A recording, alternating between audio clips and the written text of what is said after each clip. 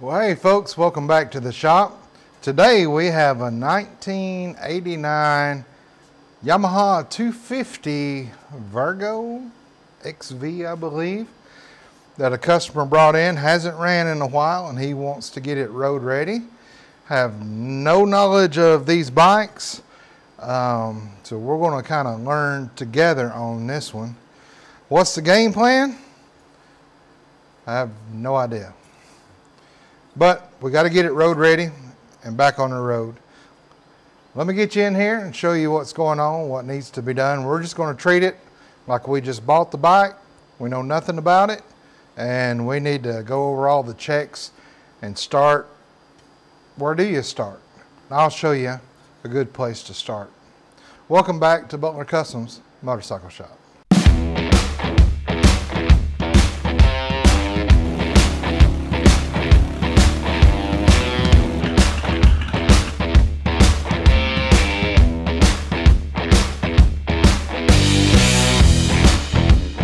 Start over here on this side. Now, I don't know if you can see in there or not. It might not be picking up on the camera, but it says it's in January 88 on the tag, but when you run the VIN number on it, it pulls up in 89. So we're going to go with what the VIN says in 89. I don't suppose there's a difference much in the 88 and the 89. But what I like to do on bikes that I'm not familiar with, now, you know, all bikes will have common things. However, on a bike that I'm not familiar with, the first thing I do is I download the manual. So well, I've done that, and it looks like the 88 and 89s are pretty much for what we need, the same bikes. And so we're just going to start going over this little bitty motor on that, a little 250, but the frame's so light, I bet it kind of picks up a little bit. Let's show you some things. You know, it came to me in kind of disassembled kind of parts. The tank's not even on, it's just sitting up there. They've chopped the rear fender off. Looks like it has the stock pipes on it. The side cover is just kind of zip tied up there. Tank, I don't know, is that the original logo sticker on the tank? It looks to be original, and it kind of matches the stickers on that. The airbox is original. So as far as motor wise, it looks like there's not been anything done as far as you know, stage 1 kit or stage 2 or anything like that. Pipes are original, airbox is original. That's a great indicator that nothing has changed stock wise here in the motor. It does have a single carburetor and it goes into a dual intake there. So that looks to be stock as well. So really it looks to be kind of I guess a stock bike, besides just chopping that fender and a different seat. Did come with some parts, which I guess this was the undercarriage of the rear fender that's been taken off. It looks like we're going to have to put some turn lights back on. It looks like we'll replace the fuel filter and just some other little bolts and nuts and things like that. So I don't really see this being a big issue mileage wise. You know, 4,000 miles on it. Still has stock controls on it. Looks like all the cables are stock. I did notice fork seal leaking here. The other one is nice and dry. So we'll see how it rides. He just, you know, he's a young guy, just wants it road ready. So if it still rides well, we will not be addressing the fork seal this time. If there's an issue with it, we will, but we'll see how it rides first. The tire tread looks like it's in good shape, and the back tire looks brand new. Still got the little knobbies on it. So where do you start with a bike you know nothing about? You don't know how long it's set, you don't know the condition. Well, you start with your internal combustion. So we'll pull the plugs, We'll take the rear wheel up, we'll put it in gear. We will by hand feel with the rear wheel as we turn, feel if there's any catch at all in those pistons. If I feel just a slight catch or that the pistons are stuck, I'll stop. We'll run a scope down in there and see what's going on. Then we'll start with the ATF and diesel fuel and all that stuff to try to free up some of those pistons. But I mean, it looks to me like it's been garage kept. I don't see any signs of weather. And so I don't suppose it's going to have anything wrong with that. But that's where we'll start. So I got the plugs out, got the rear wheel up. I had to loosen up the rear brake to get the rear wheel to even turn. It seems like the rear brake was adjusted too tight. And I guess that's why it was so hard to push. Now, plugs. The rear plug looks a little fouled. The front plug, when I pulled it, it was wet and it smells like old varnished gas. So we're definitely going to have some carburetor issues. Of course, we'll be replacing these plugs, little bitty plugs. But let's go ahead and get it in the highest gear.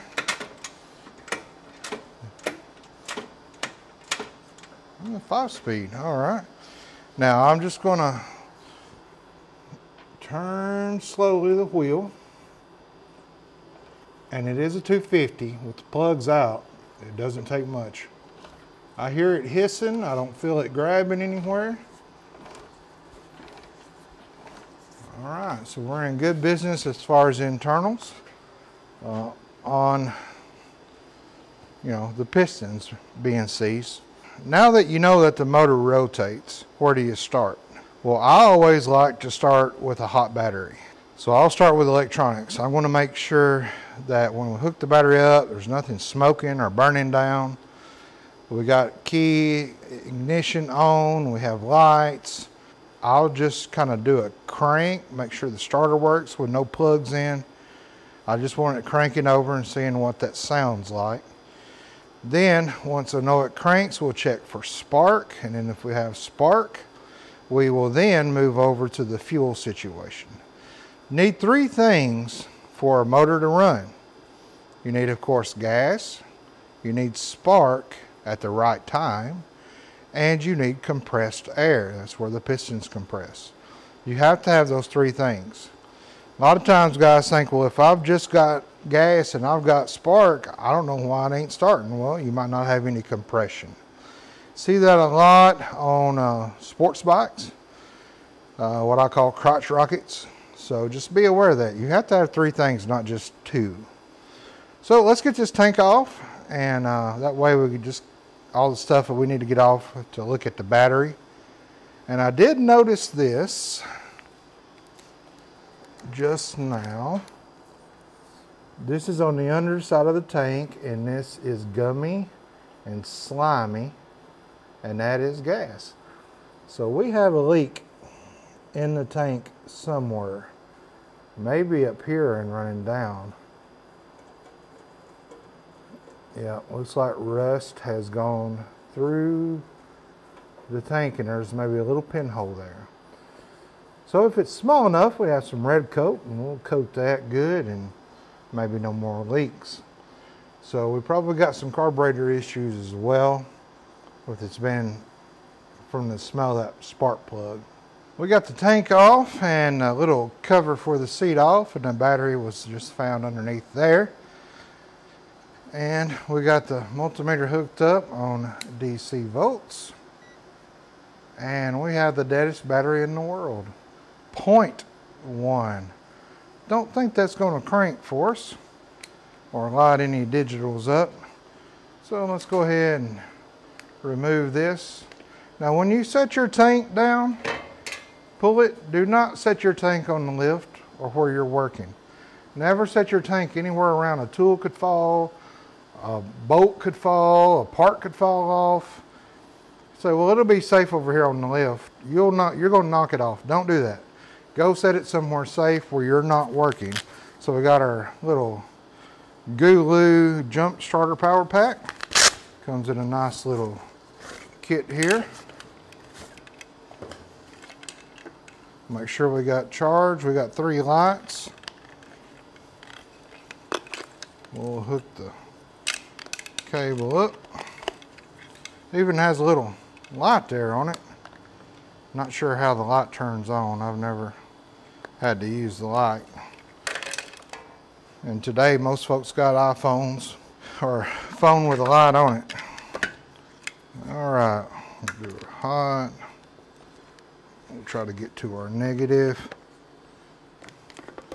Okay, we'll get our keys and we'll put our keys in the ignition here.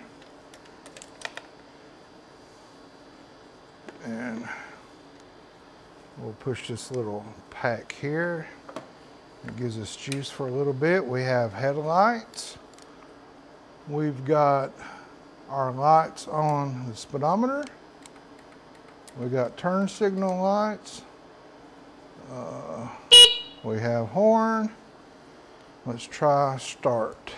When I push the start button, I get nothing.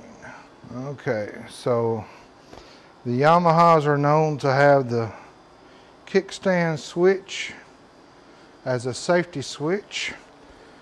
So I can't put my kickstand down with that center lift on.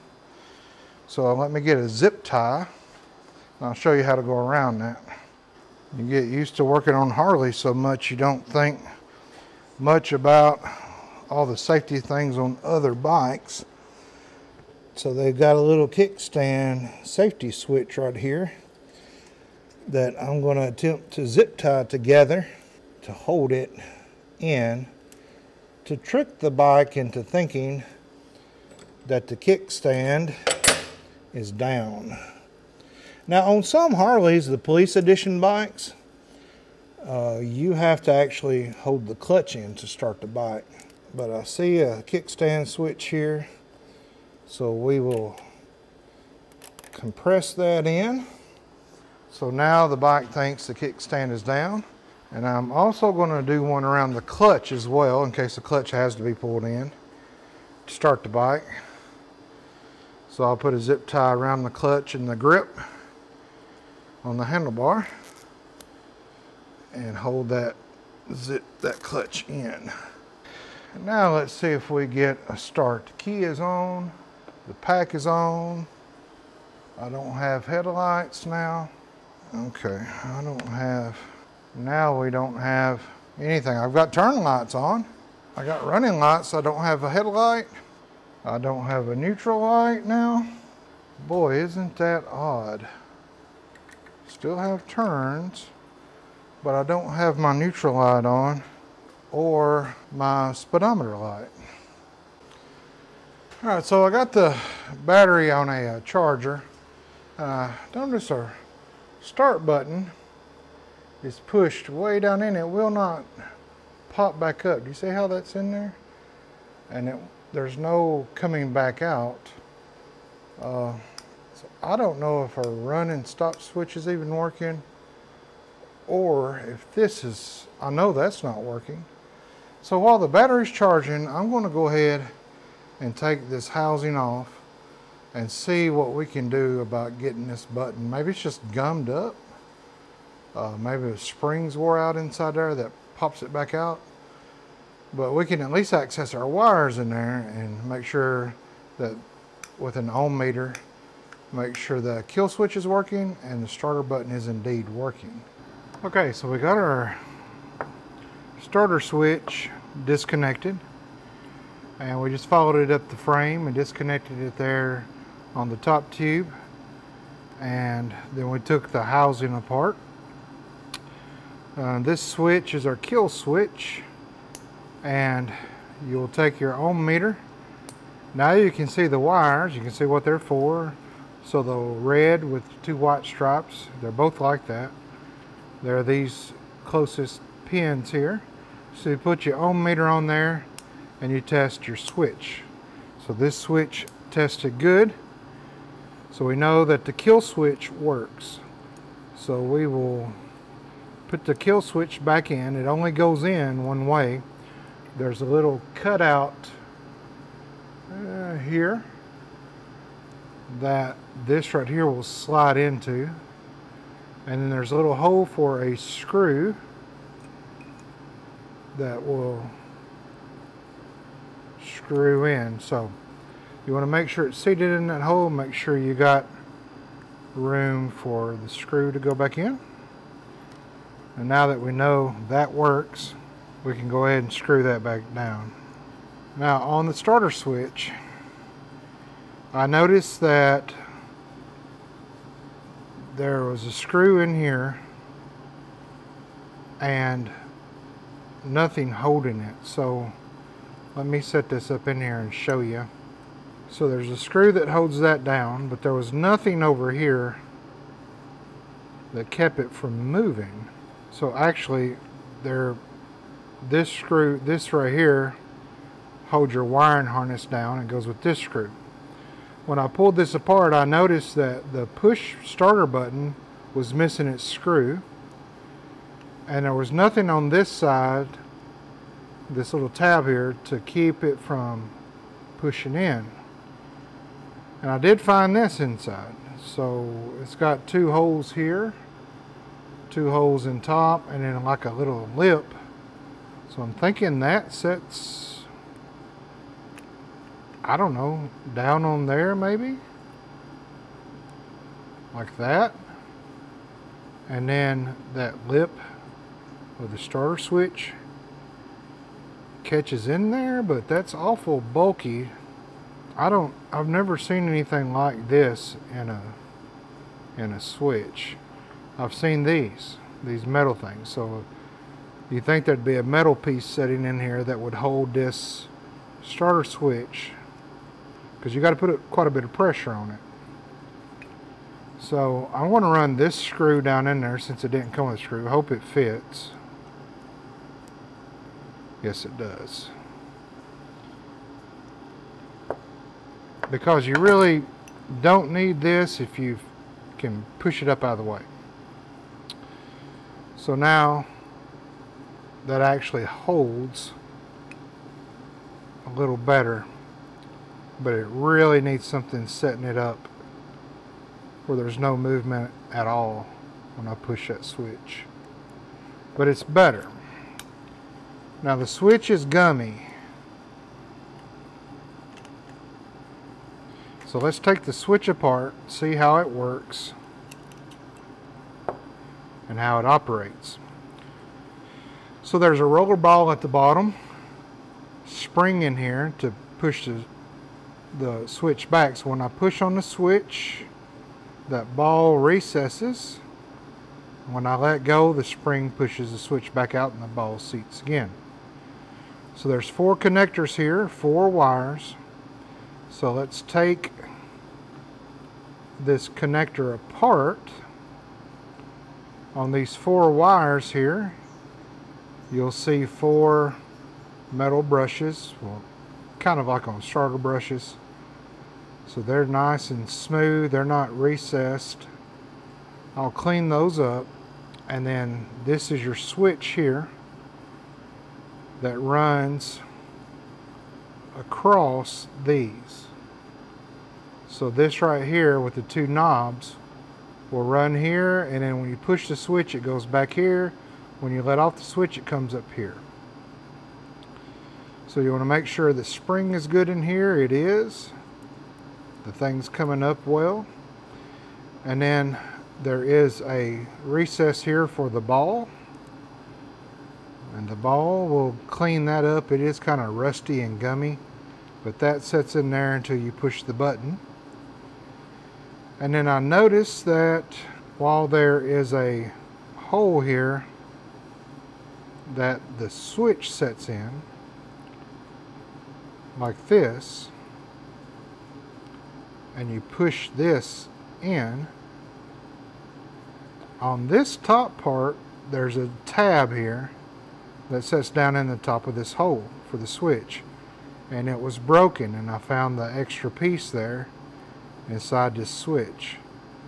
So even if I tried to super glue that back on, it's not going to last. So let's hope that the switch still operates like that. What we might wind up doing is seeing if he wants just a push button switch somewhere else. We can mount it somewhere else and use these wires to the starter. But let's clean all this up, put it back together, get some grease on this ball here, grease underneath here. Everywhere things are going to be moving, we're going to grease. Okay, so we've greased everything back up. We'll set our switch back up there in the pin with the ball bearing up in there.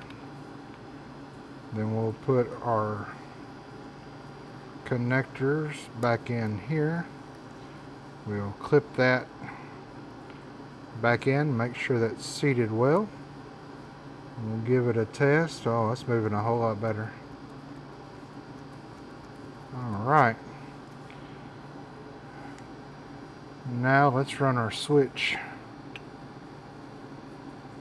back in.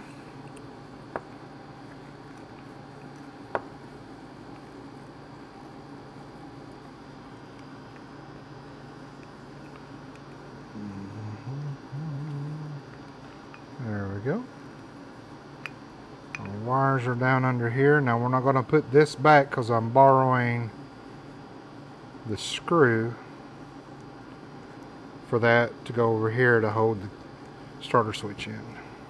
I will get this as tight as I can while holding the switch up against the housing to hope that that has enough pressure. Yeah, that's a whole lot better. Now see how much the switch is sticking out where before it was way back in there. Guys, I'm still not sure about this. I just don't think, because your throttles come up through here. And you see how this is painted black and that's still bare metal, so this clip kind of almost fits up in there but doesn't. So I'm not sure. I'm just not sure, guys. Where is this like set up in here? Does it set?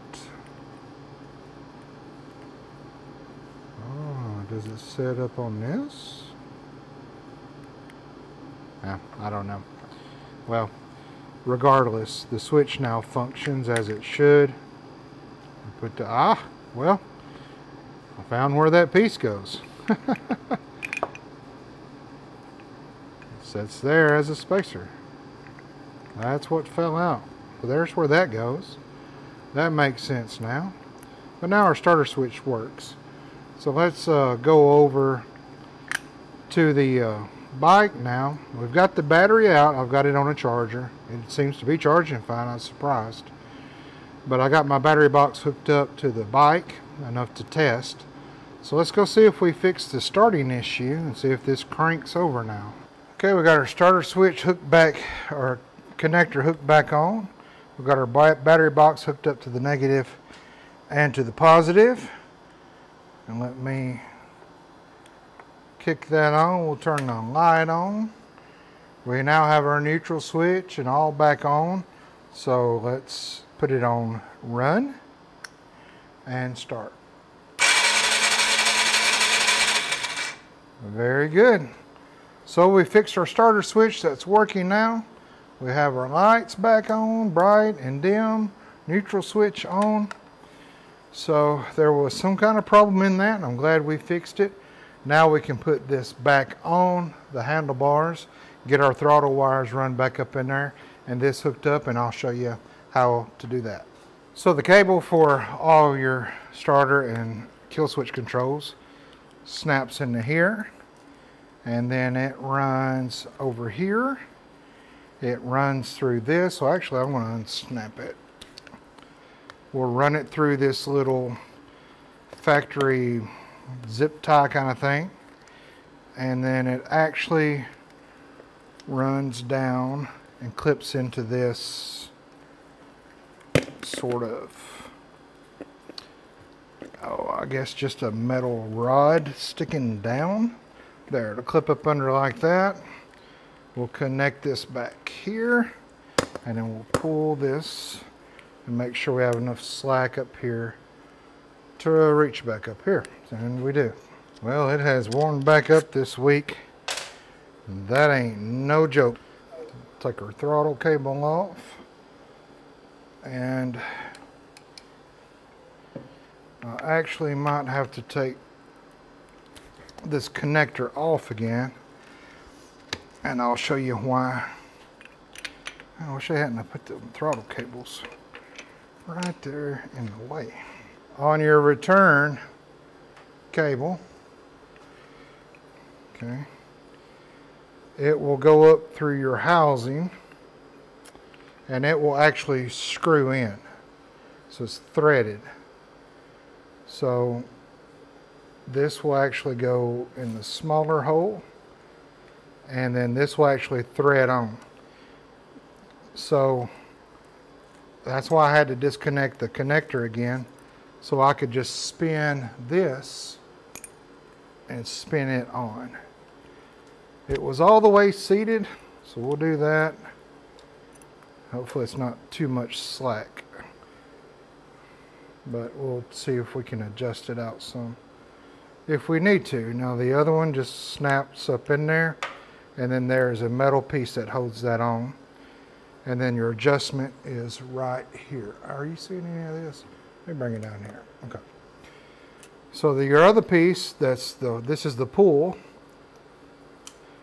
It just slides up in there, and then you have a little metal retainer that sets over that shaft like so, and then a screw that will set down in there and hold that retainer clip. Then your adjustment for this is made here, where the adjustment for this is made by threading it out.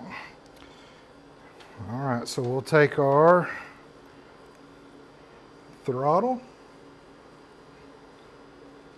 we'll snap that in, we'll take this side, we'll snap it in over that.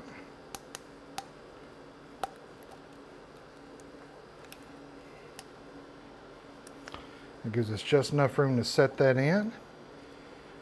We'll get our wires laid back in there.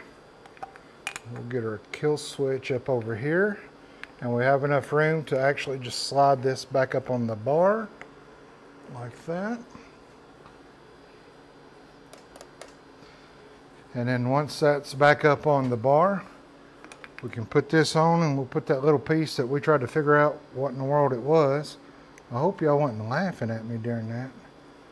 We'll put that on there. We'll get the wires out of the way, and then this will set up over our throttle body just like so. Now the screws on these were different lengths. One was longer than the other. We'll pull our switches back a little bit. Make sure we clear our brake. And we got a little bit of slop in our cable, but I ran that adjuster in, so I'll bring it back out. Bring it out a little bit more, a little bit more. All right, and then we'll lock it down with this plastic lock. Now we can run our cable, route it back through that factory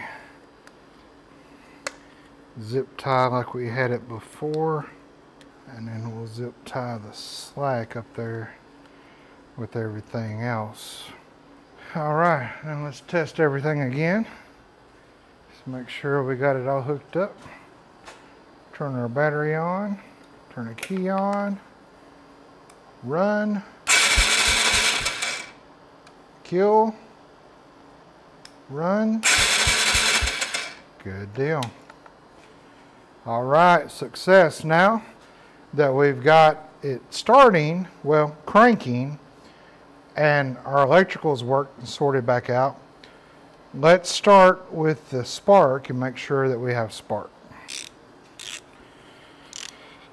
So we'll put our plug back in,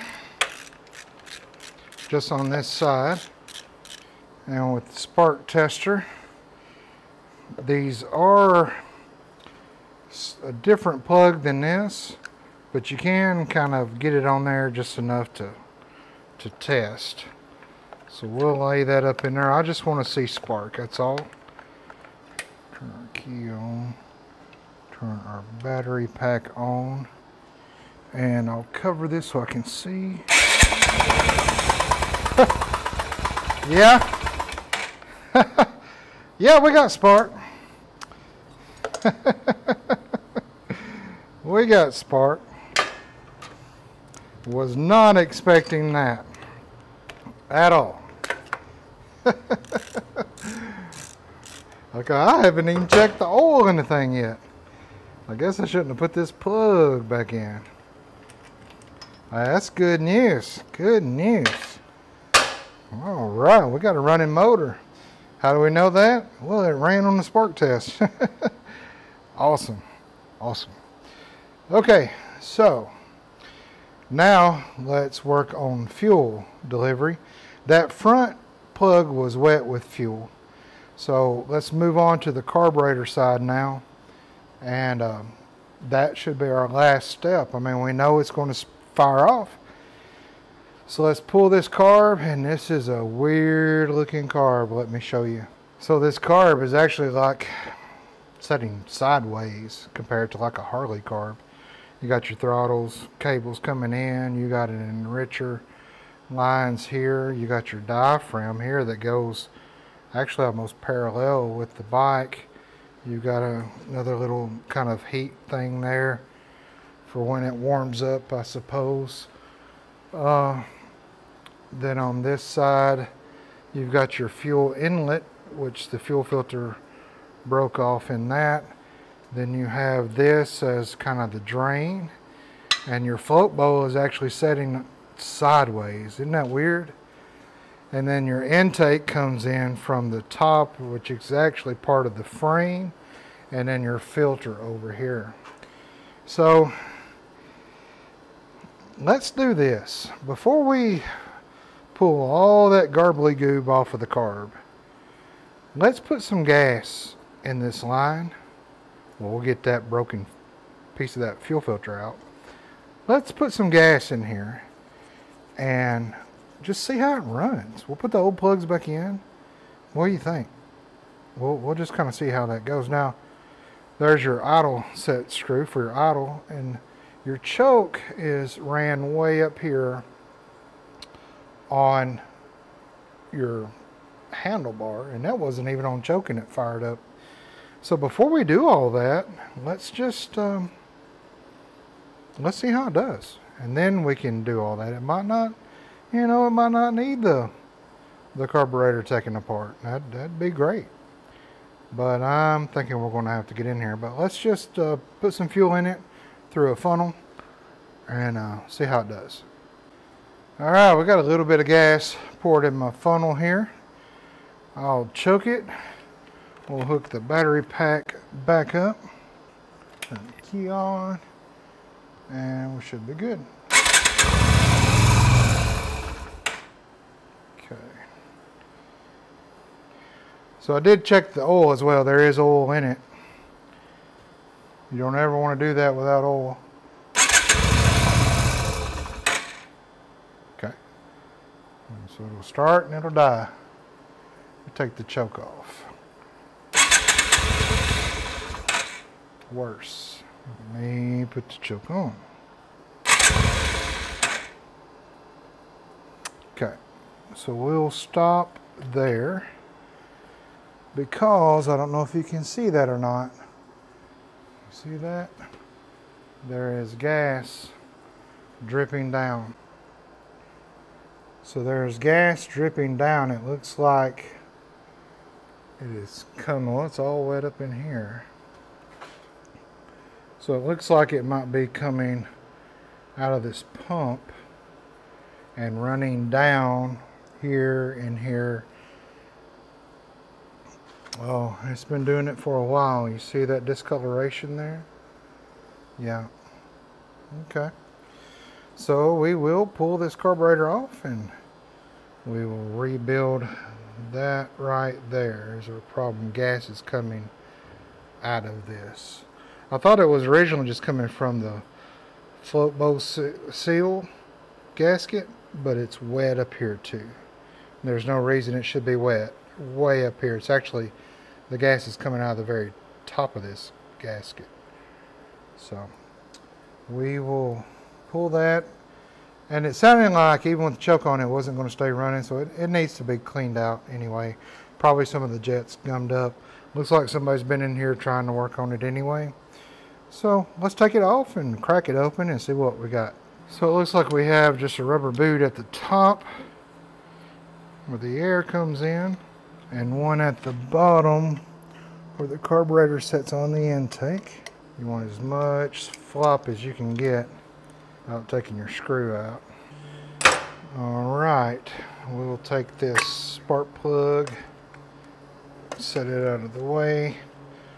We'll pull our overflow hose off. We'll pull the fuel line off. Just give us a little bit more room in there.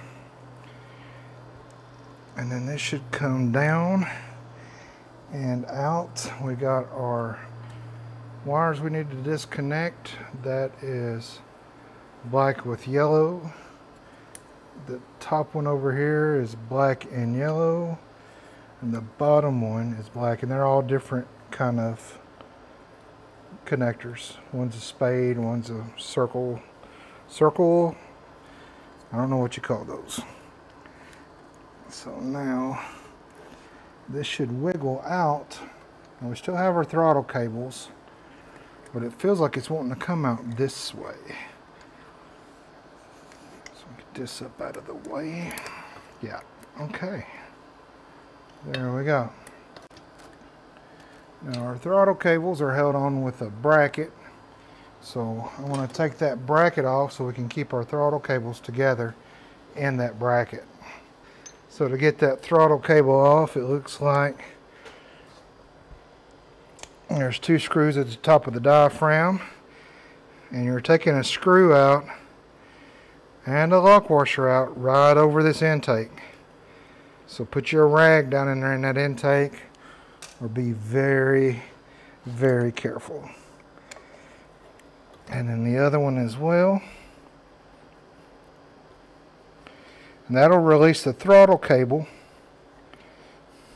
both of them, and the bracket that they're hooked into. Now we can flip this to the side. Oh, we got our choke cable too. And then we should have enough slack once we bring this bracket down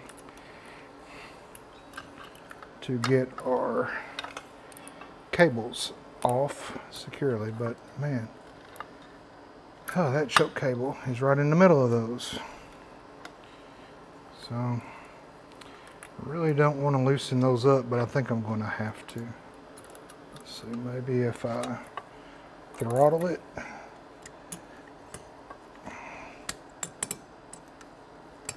That'll give me enough slack then to get that cable off. There we go. Then I can bring this one around and get that cable off. There, now we still have our choke cable that's on there with a nut. And boy, they don't give you no room to get much in there, do they? Okay, I've got a 14 here, and that broke it free. It was surprisingly just enough grip on it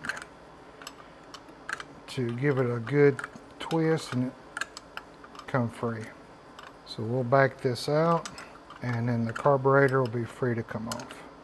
And we'll take it over to the bench, to the desk. We'll take it apart and see where that's leaking from.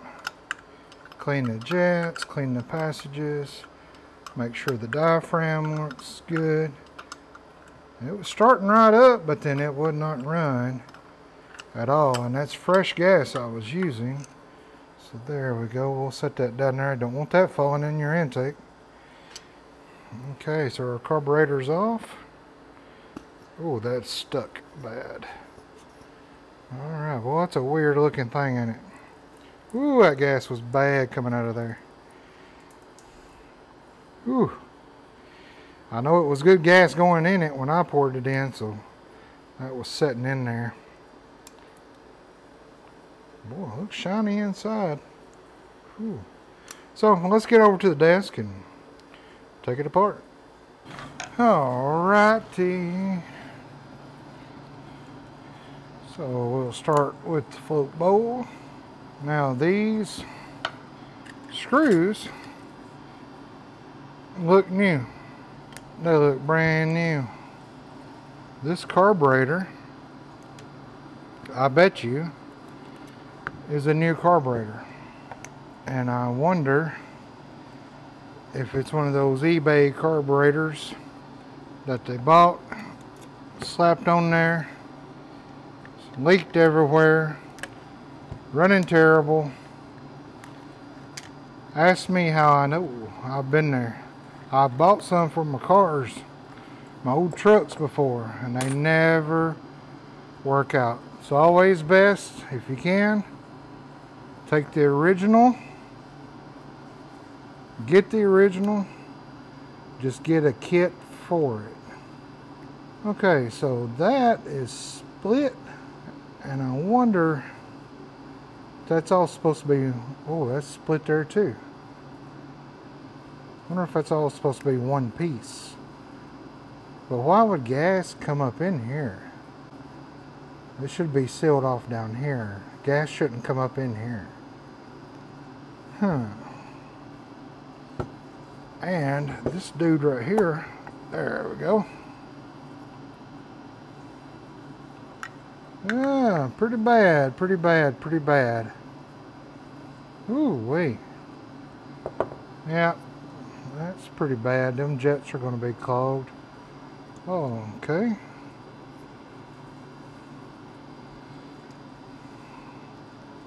The float is getting stuck too. See that? So with the float stuck, where's that thing at? This thing right here. So gas is coming all out of there. That should not do that. Even to float over feels. Hey. Okay, so that's the accelerator pump, like on the Harley.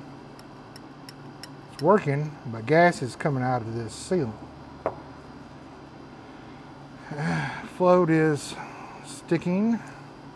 So let's go ahead and get these jets out. Oh, they're gummed up. Probably why it was starting and then stopping immediately. Ooh wee. And where's our little... I'm going to take this out as well. Thread that out.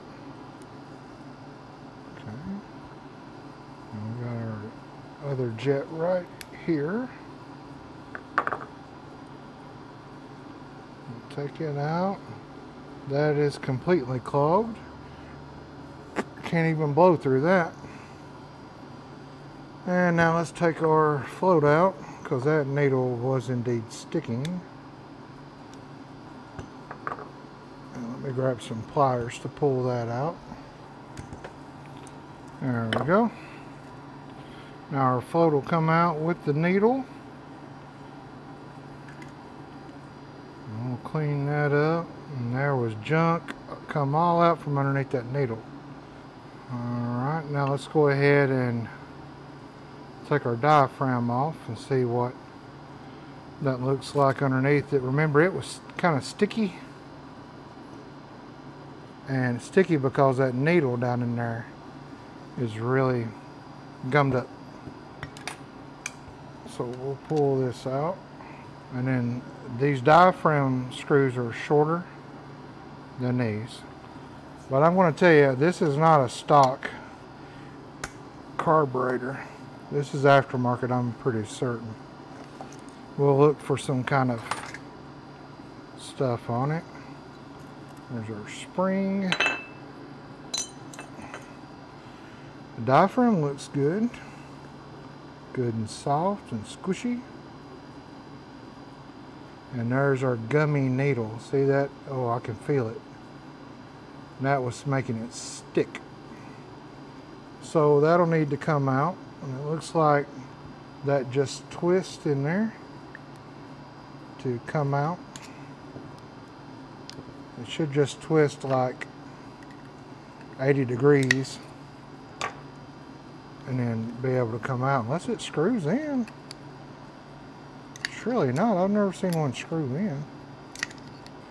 By George, it does. It screws in. It threads in and locks the needle in. I've never seen anything like that.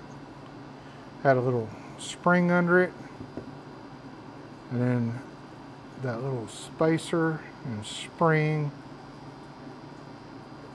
and then your clip for the needle seat, and then this little plastic thing that's got a nipple on it that sets down in that hole to lock it in. So this needle doesn't spin or move at all. It just goes up and down. But that's some pretty bad gumming up there. We'll want to clean that off and clean out where it seats down in there as well. We'll get a socket on this and get this out. That way we can clean inside where the needle sets as well. As far as any kind of markings, branding, there is none on this. But our leak was coming from here. And this is pressed in, and I don't think there's any kind of gaskets or anything you can buy for that. How do you even get that? Can you even get that off and repair it? Does it unscrew? It doesn't unscrew. Okay, well, the top comes off. That comes out. Aha, it is. There we go. There's a spring in there. So the spring pushes the plunger up and down, and then this is pressed in. So maybe it wasn't pressed in all the way. I'm not sure. We'll put this back together like this. Keep it separate. Okay, see how loose that is on there? So if gas gets up in the bottom of this, it's going to come out to the top. So it doesn't matter if this is sealed on the outside or not. Gas is still moving in there, which means there shouldn't be any gas getting up in that. Or there's supposed to be O-rings maybe on these grooves. No, there's no O-rings down in there. There's two holes on the side right here. So I understand that this seals on the outside. I get that. But there's nothing to keep the gas from coming up the center of this on this shaft. On this shaft. Which means that I guess gas does run up in this booting and it just disintegrated it. I don't know, fellas. We'll put it back together and see, but I want to get this off now. So if we can get that seat out, that needle seat. Okay, it's a little 6mm.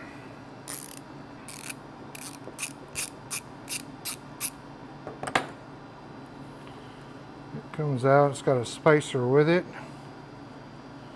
And then I should be able to drive that out the top. Then we'll unscrew it, and that'll fall out the bottom here. So I did want to clean this up where the needle sets down in there, and it's pretty corroded. Okay, I think that's broken down about as far as we need to go. The only thing that concerns me is where I thought it was leaking from. Seems like there would be some way to prevent the gas from coming up through that. Because it's supposed to plunge down and not let gas up in here, but squirt gas out through here. And there's no gaskets, there's no O-rings or anything in there. Maybe it just wasn't seated good? I don't know. What's your thoughts on it? I really can't look the manual up on it because this isn't stock. Let's clean it up, get everything unstuck and freed up, ungummed, cleaned up, put it back together. And then before we put it back on the bike, let's put some gas in it and hold it where it's going to set, which is pretty much like this. It's kind of weird, isn't it? It's going to set like this. We'll put some gas in a tube and we'll see if this leaks again. If it does, then this isn't doing any good. There's no sense really in putting this back on. This is not doing anything. Now I will put there's a little cap back on. I will put that back on when we put the other piece in. But there's no sense in putting this back together like that. It shouldn't leak from that anyway. That should just be like a dust cover, not keep fuel in. So I'm going to go clean this up and all these parts up, these jets and stuff, and then we'll be back to it. So we've got them cleaned up best we can. Looks a whole lot better now, and we can start putting things back together. We'll drop this down in here, our needle seat. Okay, there's a little tab, little flat side that has to line up with in order to seat down properly. Now, as you can see, I hope you can see, it's seated down in there well. We'll take our spacer and our nut while we hold that on. We'll screw that back on. Alright, so that's in. Now we can put our needle and diaphragm back together. And that needle has that little tab that sits in that hole. So we got to make sure that gets in that hole. And when it does, you won't be able to turn that needle. Alright, well finally got that in. I had to go get a bigger, wider flathead screwdriver to get that in. Not sure why in the world they designed that thing that way, but they did. So we'll drop our diaphragm back in. We'll make sure it's over that hole, seated well. We'll get our slide back in. We'll line our diaphragm top back up. That's our air intake. So it's sitting like this on the bike. So those two brackets that hold the throttle side on are here and here. So we'll put our screws in these two. And we'll check our diaphragm. Much better. And if we blow in this right here, the diaphragm should come up. Yep. And go back down. Now we can go ahead and start putting our jets and such back in. So we'll take our collar here and slide over that and screw that in. These are brass, so you don't want to go too hard on them. Jet here, this one was in rough shape. It was completely sealed, completely blocked. And our needle, I did check the needle. It's got a nice clean tip on it. And I did check the spring inside. So it springs well. We'll take our pin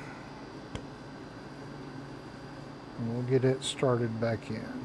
Well, evidently I've lost that stupid spring that goes in there and sits in that.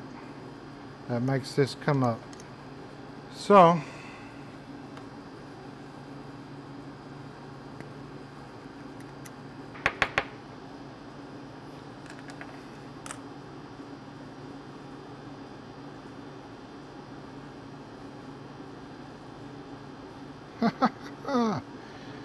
whew, thank you, Lord.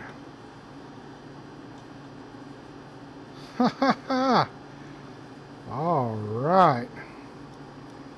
Now let's get this seated down in there really well. I want to find a socket that fits on there and then tap it down in, because I believe it seats a lot more than it's supposed to.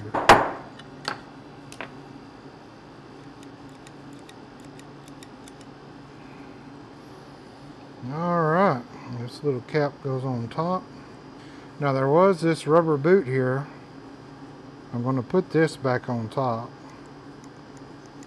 But this right here isn't doing any good, so we'll leave it off. But there we go. Now we do have this idle arm, and I believe it's set right here on the throttle.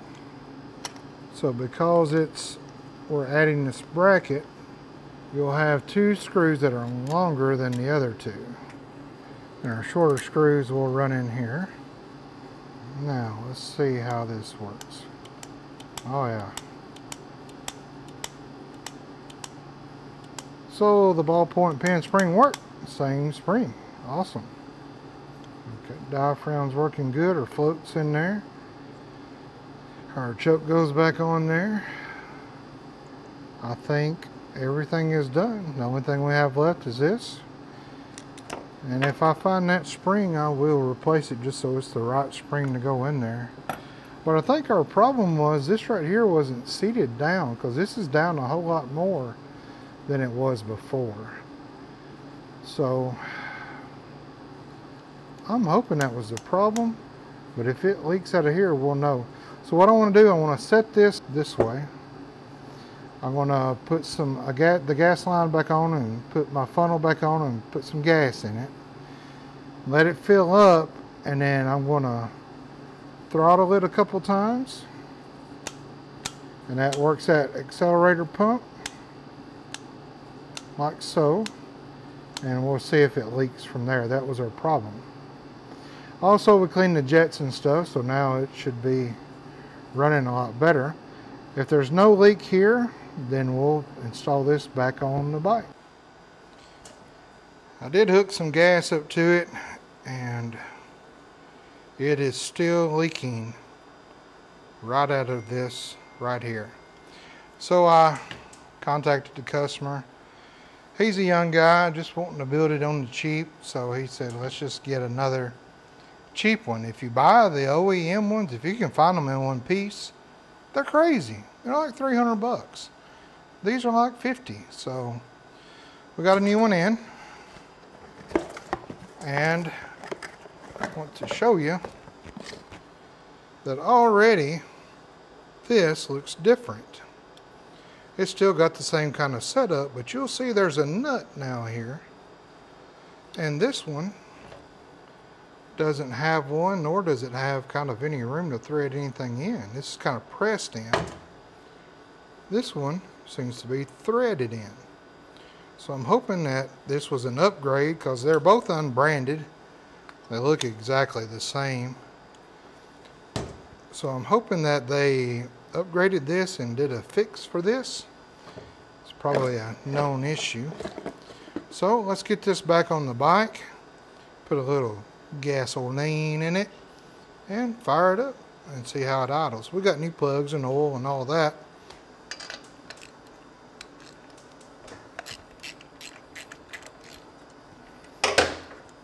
Check the gap on these.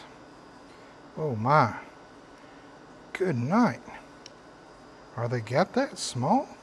Looks like 24 thousandths maybe. Wow. Usually I like to run NGKs in here, but well, these are gapped about the same too. Okay. I guess a little 250 takes a smaller gap than what I'm used to. We'll run these and see how they work. I'll leave this off for now while we're fiddling with the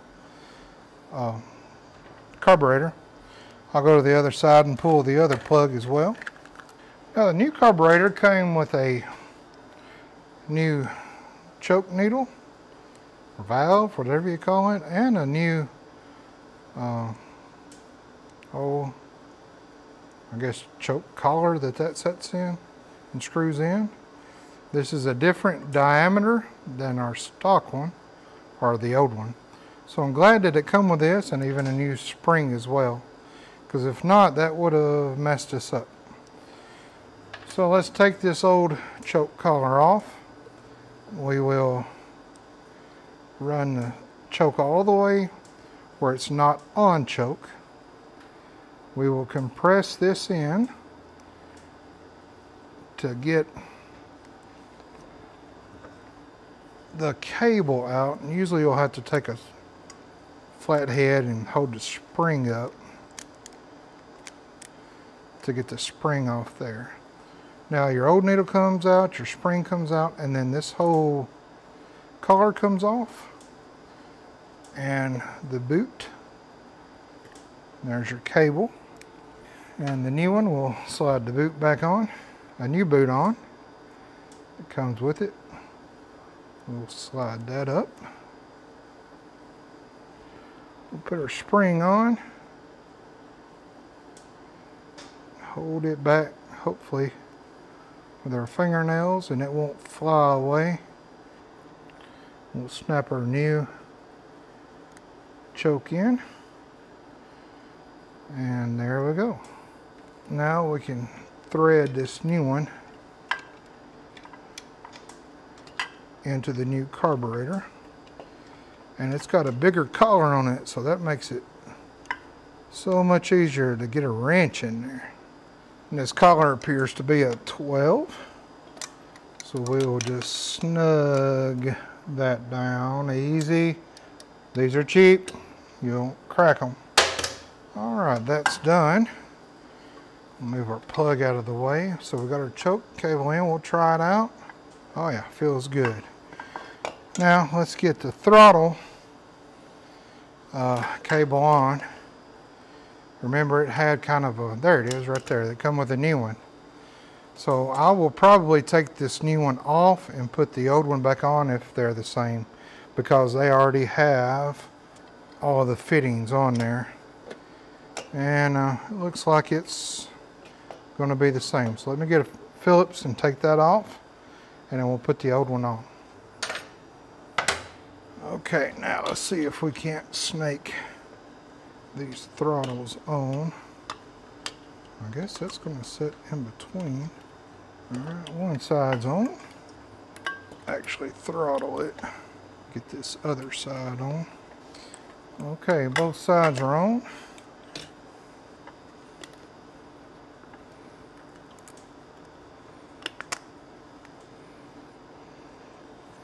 Now I'll probably go to the other side and tighten that down. Just get it started, and then we'll get the other one in. And make sure you cover up this intake now, especially with small screws. Okay, that's on. The throttle is working. Now we can go ahead and try to get that carburetor up in there, which might be a booger to do. So a little tip, spray some WD-40 on your finger, work it around that boot, and it's okay for your carbs. WD-40 is flammable. I mean, don't spray it down in there, but no more than what you're using will be fine. Let's run it around here. It sure does help when it's a tight fit like this. Now let's see, if I remember right, it came out this way, didn't it? Just work it nice and slow, nice and slow. Once we get it seated on that bottom boot, we'll have room for this top one. Or it might go up in the top first. There we go. Alrighty, she is seated. So I'm going to go on the other side and try to get it over the lip. And then I think the carburetor will set a little bit more even on us. It's a little cockeyed right now. Just be careful not to tear a hole in the boot. but the lube really helps. There we go. She popped on there then. Now let's go to the other side and get those connectors on. Okay, so we had 3 connectors. We had 2 that were ran together. One is, I don't know, like a button connector. I don't know what you call those. They're round. That will go right on that one. Then you have a spade, a flat one, female, that goes onto this male. Just make sure they're connected good. Then your last wire is a button one as well. That goes down here. Now this one has another spade down here, but the other one didn't have a wire for that. Now all that's left is to put some fuel in it, put the spark plug back on that other side, and oh, battery, duh. All right, so we got a new battery for it as well, because that other one was just toast, toast, toast. Slide down in. What am I hanging on here? The tool pack. All right, let me get this tool pack out of the way. Oh, right like a glove. Put the strap on. Strap back on our tool pack. You don't see many old bikes with original tool packs back in there. Still on it. All right, this was a vent tube for the old battery. Ew. And this is a solid battery, a sealed battery, so we don't need that anymore. So now we just have our hot and our negative. I don't think there was any kind of other wires hooked up as far as like any kind of other lights or radio or trickle charger or nothing like that. So let me grab our bolts and we'll throw those on. All right, this battery has these little threaded inserts that I should have put in before I put the battery in. Now that I'm seeing this, I think I can get it. They can be a pain sometimes, especially if you've got a lot of things connecting to your battery. Then when you go to put the bolt in, the bolt's not long enough to reach to thread and catch the thread on them. So what you'll have to do is tear a piece of business card up and stick under that insert, and that'll raise the insert up where your threads can catch it. But I think we're okay here. Alrighty, we'll give the key a little test. Oh yeah. Alright, we got our gas line back on. Got our plug back in and on the other side as well. Now let's get a little bit of gas in it, enough to fill the bowl. Choke is on, key is on, run is on.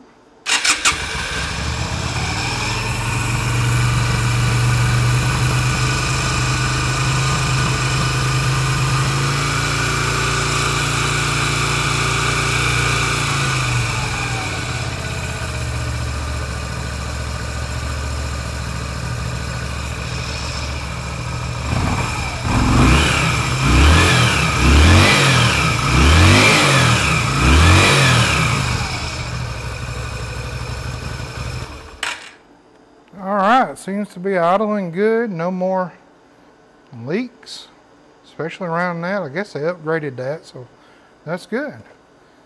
All right, now we can take this fuel back out. Every time I drain fuel out, I gotta pee.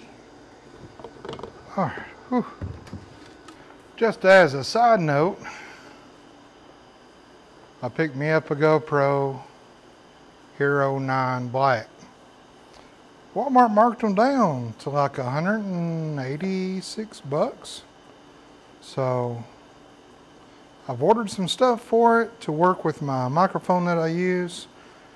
So hopefully this will be better for you guys, a good investment for our channel. And won't have to use my iPhone to airdrop each clip, and man, just a mess. So we'll let you know how it goes, hopefully by the next video. This will be rocking and rolling. So let's get this oil drained here. The drain plug for the oil is on the left side of the bike, right above the shifter shaft. And it is a 19. So we'll get a wrench on here. I did notice it was leaking a little. Well, maybe I need a deep well. Good gracious, somebody got this dude in there. Ooh, I had to put a extra ooga booga on that one. Oh, wait. Oh my goodness, good gracious. All right, it shot everywhere. I made a huge mess. Thank goodness I just bought a pack of towels. That thing shot out right at me. Oh, great. Okay, that's how we're gonna go. Oh, good grief. It is not a magnetic plug. It does have a little washer there, but I'm gonna put an O-ring on there. It was leaking, and I wanna get some rags. Good night. What a mess. Gosh, I made a mess all over this lift. Luckily not on any tools or any parts. Man, that thing just shot out of there. I sure wasn't ready for that. And I'm not sure what this Phillips head's on there for, because it's not hollow. I was thinking maybe you open that up and the oil come out and then you take a cap off, but no, not sure what that's for. Now I did take the drain or the filler cap off the other side to help it drain a little bit quicker. And I'm smelling a lot of gas. Remember I told you that front plug, remember how wet it was? So that's why it was overfilled. It wasn't overfilled with oil, it was overfilled with gas.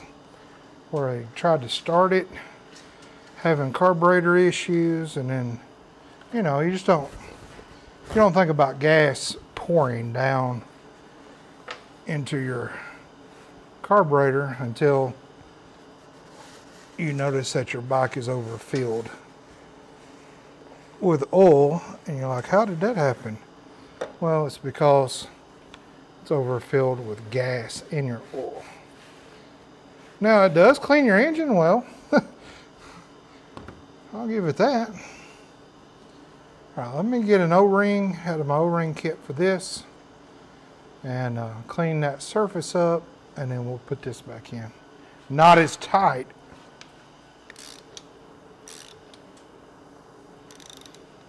Dry all this off so that looks like it's been leaking for quite a while on it. Put that O-ring in there. Hopefully it won't leak anymore. It's got some leaking up here too. Now let's go and change the oil filter. Maybe we won't make any more of a mess than we've already made. Now the oil filter on these bikes are right here. All right, let's try this. Yeah, a little bit bigger. I'm worried about this one because it is stripped pretty bad. Ooh, that's a long bolt. That's a shorty. Let's hope this one, I don't feel it gripping anything. Ah, okay. If this is a short one as well, I might replace that for him. Or maybe just put a flat disc on it and cut a groove in it. That way we can put a flat head in it. That'd be the way to go. All right. Now we can pull this off. And there is our oil filter. So pretty neat setup. The only thing I don't like about it is it drips down on your pipes anytime you change it. So I don't like that. Now this O-ring you're supposed to replace. However, the K&N kits, be aware, they don't come with that O-ring. They just come with this.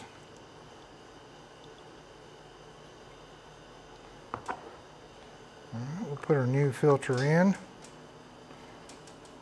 Make sure it's seated well.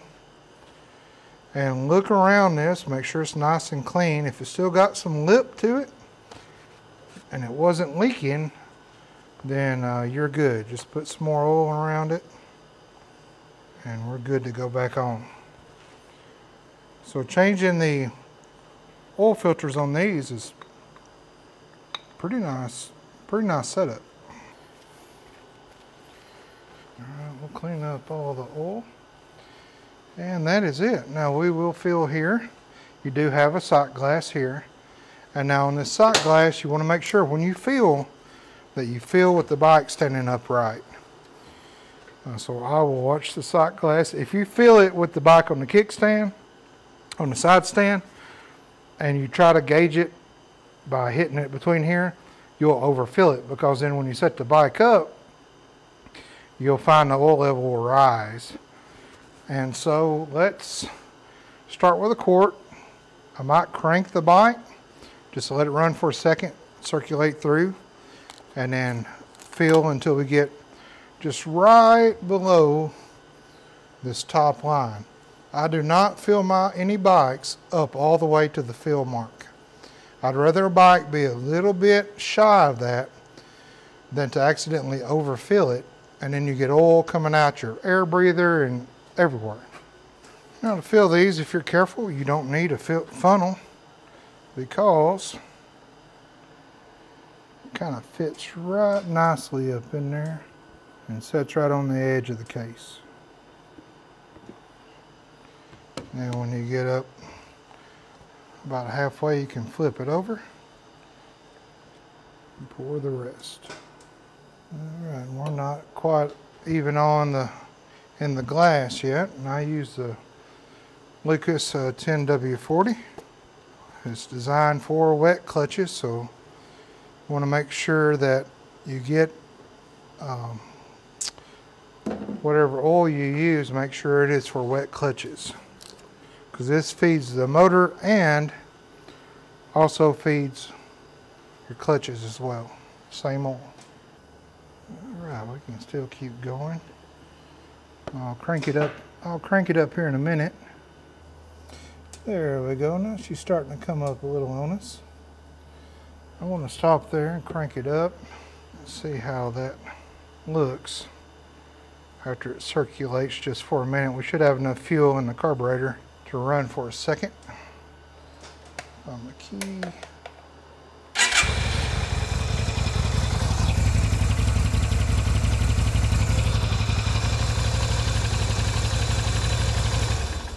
Well, she fires right up. Let me get you down here so you can see what's going on. When I cranked the bike, the oil level was about halfway, right in between these marks, before I cranked it. After I ran it, you can see how it dropped. But what you gotta do, you gotta let it set after you run it and see where it comes back up to. I can tell you, I put 1.5 quarts in it, so we're gonna probably put about another 1/2 quart in it. But you can see, I don't know if you can see that or not, but it's at the very, very bottom and just about to, it's kind of rising a little, but we need about 1/2 quart more. So you keep an eye on it and get a good light for you. It'll work better down there. And you can watch it for me. See it running down in there? See how it's come up a little bit? Let's run a little bit more down in there. Oops, too fast.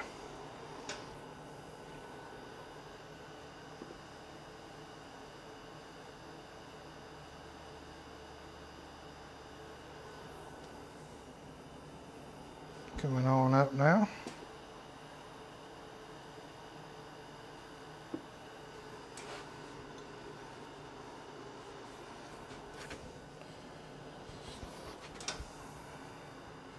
Now, as you can see, we are right dead center And I've got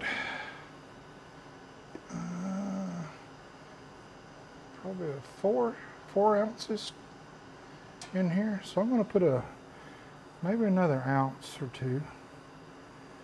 Get it just shy of that top.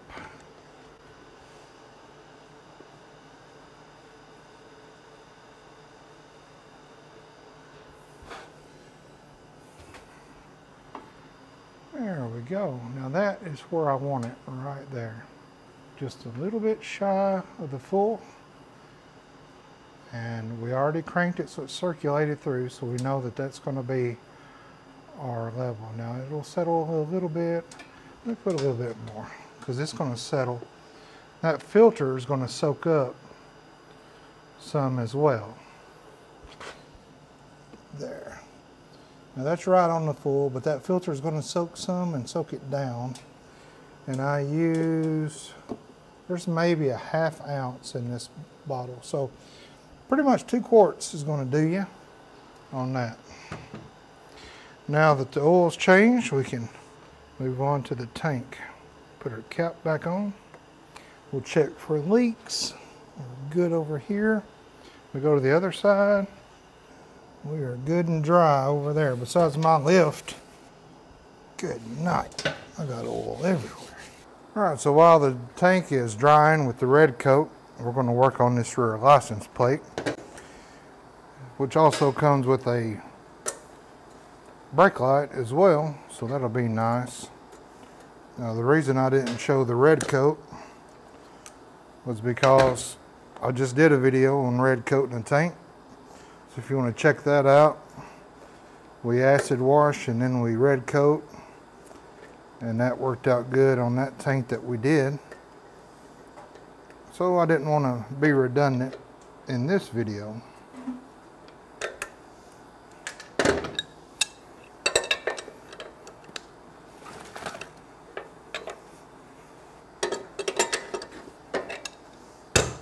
Alright, we'll take this nut off. And now in our pack, let's see, we have the rear brake light with the license plate light. We have a bracket that goes on here. And I like this because you can turn it any way you want. We have a mounting plate for the license for the light. And we have this for the license plate bracket itself and the hardware to go with it. So let's put this together, get this on, and then we'll mount the light and see where we're going to run all of our wires. So there's that. We'll tighten these up and that'll go on like that. And with the nut tightened down, we might actually put that on the inside and the washer on the outside. I think that'll work. So depending on what you want, you can put it up here, or you can mount this plate upside down and put the light down here. I always put it up high. You can even angle it back or angle it up this way. I always put it up high because if he dodges something and hits it, it's going to knock that plate off or the light off. So let me get some bolts in here, and I think that's how we're going to run it right there. I think I'm going to go ahead and put the plate on and put the nut on and just kind of hold it while we work on this. We'll set our wires in. Make sure it's oriented the right way with the light shining down. Now some of these housings are metal. This is plastic. So you don't want to crank down too much, you'll break the plastic on these. So we'll just snug them down good. They're locking nuts.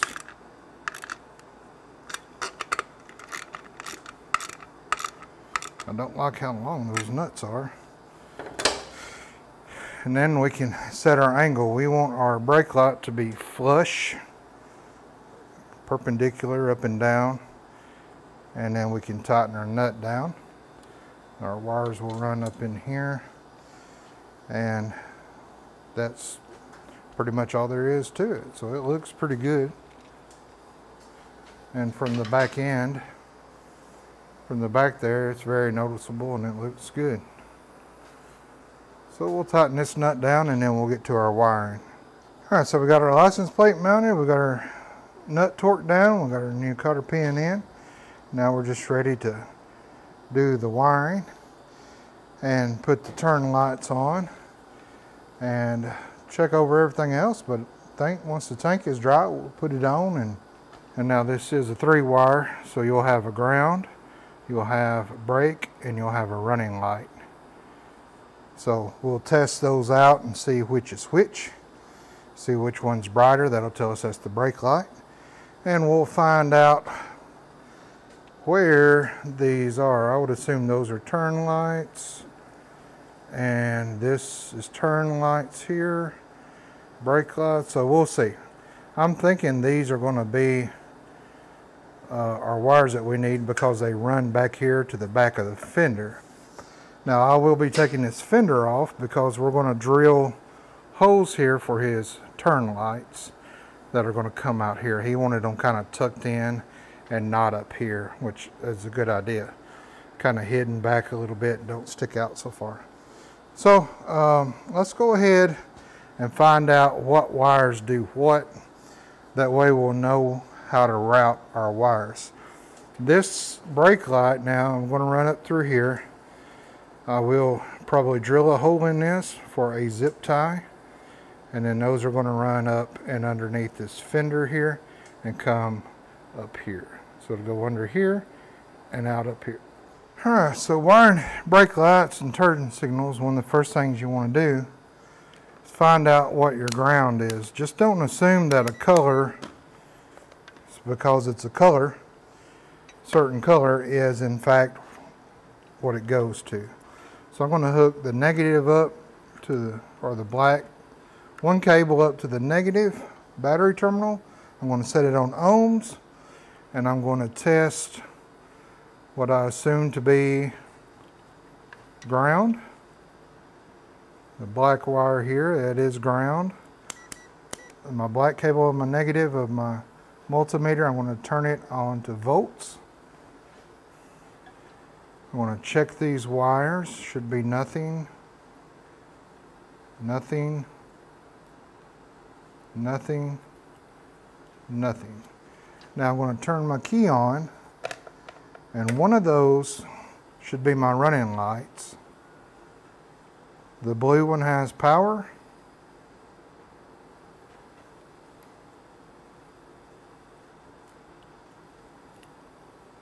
Okay, so only the blue one here has power with my running lights, or with the key on. So the blue one would be my running light. Now I'm going to hold this yellow one. I suspect that's our brake light. We'll hold the brakes in, and yes, that's the brake light. Yep, that's the brake light.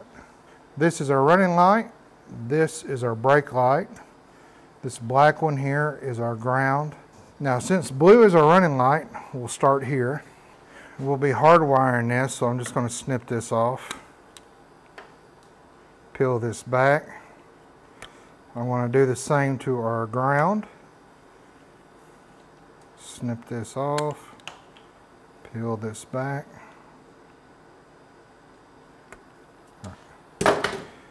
And then what I'm going to do is get some additional wires ran up from my brake light because they're not long enough to come all the way up here. So let me add some wires to that and get them up here just so we can see which wire on the brake light is brake and which is running. Now he's wanting his turn lights to set about right there, but I might try to set them as high as I can because I'm worried this brake light now is going to be in the way, but I think it'll be okay. So maybe about right there. So we'll kind of get it in the ballpark of where we want it, right there.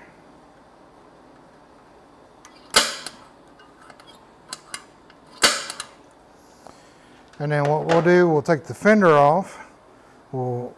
Then we'll measure from the bottom of the fender, if they're equal on both sides, where the up to the hole, and then from the fender end to the hole. and then that'll give us a direct fitting for the other side. Let's walk over there and make sure the other side is as open as this.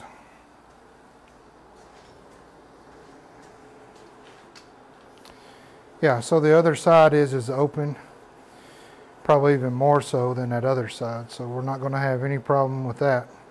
So we'll go ahead and take this fender off, just 2 bolts it looks like holds it on, and then we'll drill. Alright, so I got everything hooked up. Now, I didn't have to take the fender off. I had enough room to drill and be way away of the tire. So I got this mounted in. I got this side mounted in.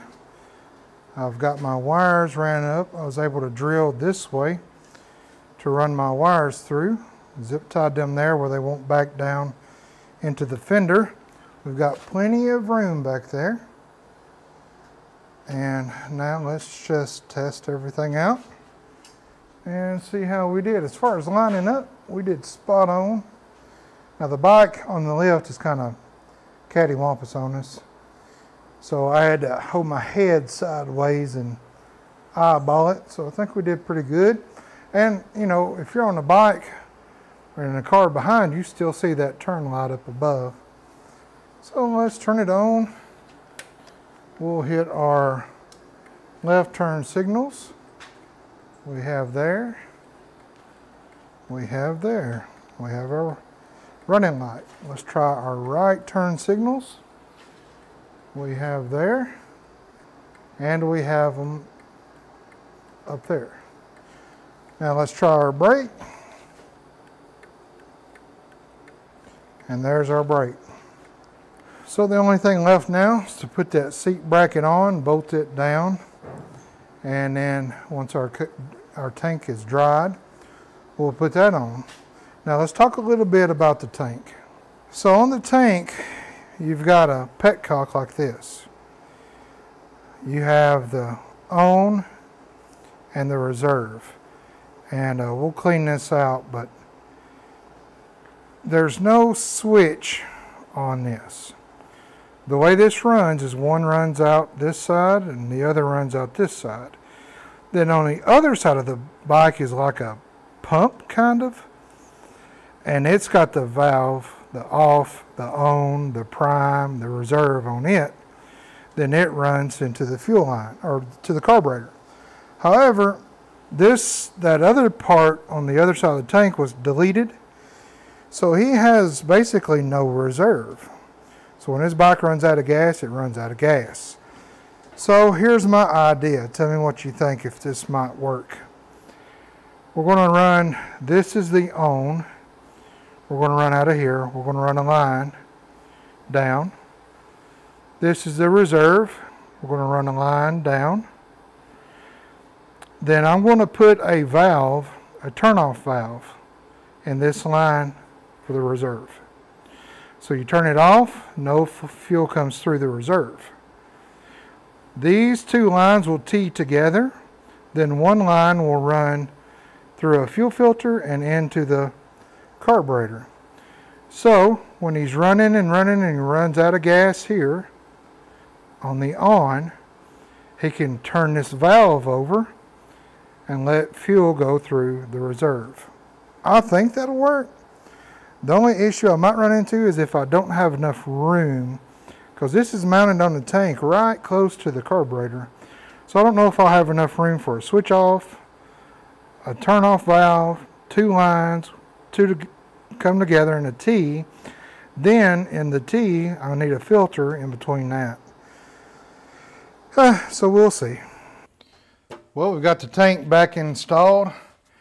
I was not able to add the T and the shut-off valve. I did add the filter, but the inline filter, but there's just not enough room between this fuel flow over to the carburetor to put all those components on. I want to suggest to the customer that he goes back stock with a petcock here and the pump over here, and that way everything's ran good. He's got it shut off in case something happens. So that'd be the safest and the best.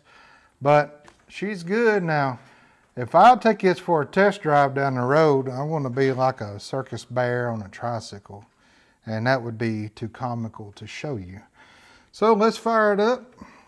Everything seems to be well and in working order.